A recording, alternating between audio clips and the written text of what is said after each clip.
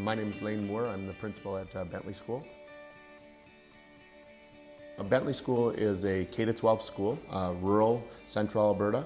We have roughly 370 students. We've got a mix of population. We've got a strong agriculture background. We've got some oil, some acreages, and then we encompass the village of Bentley.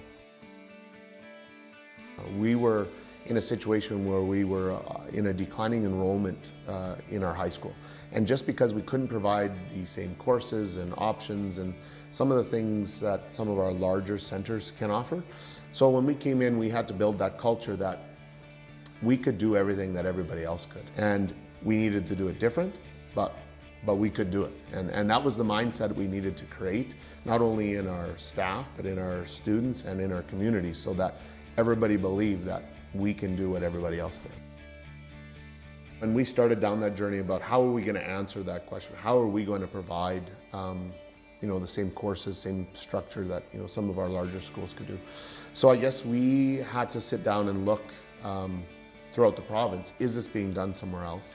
We looked at research of other programs, and so we looked at self-directed programs, we looked at online, we looked at traditional, we looked at outreach, and then we said, okay, how can we make that work in our school? I really like the Hapara system because it's enabled me to take a lot more classes. Like for example, this semester I'm taking Social 20 and I'm taking Science 10, and they're at the same time. So normally, under the normal system, I wouldn't be able to take those two courses I'd have to have hours of homework. But because of my tutorial time and because of the way Hapara works, is I have access to my Social 10 online, so I can go to Social 20 when I need to, and I can get my lectures from Mr. Hazlitt, but I can also access my Hapara from home and get my work done then. And I guess that's where we started from, was that we said we wanted our kids to have access to every academic course in our high school, like any of our large schools like Lacombe, Ponoka, or Rimbey.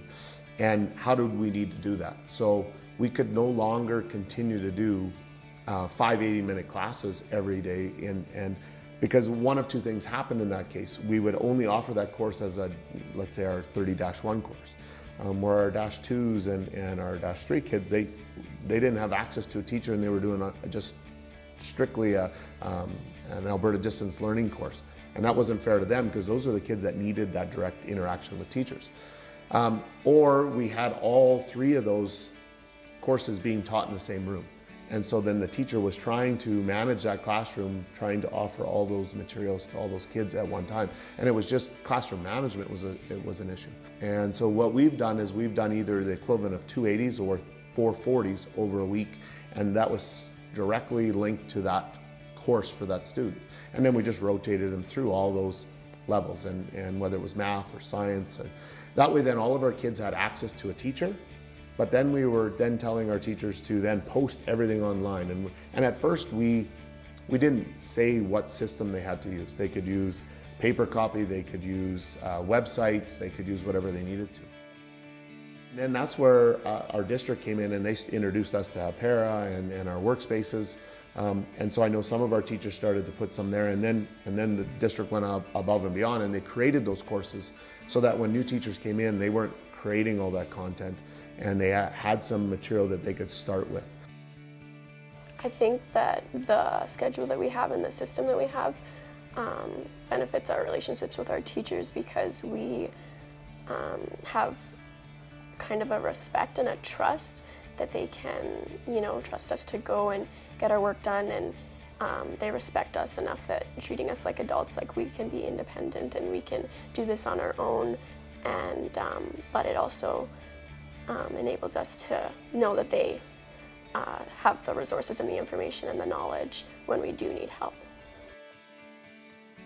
I think it's more personalized to me and better for me, because I can still get the help that I need, but definitely for the courses that I can move ahead in, I'm free to do so.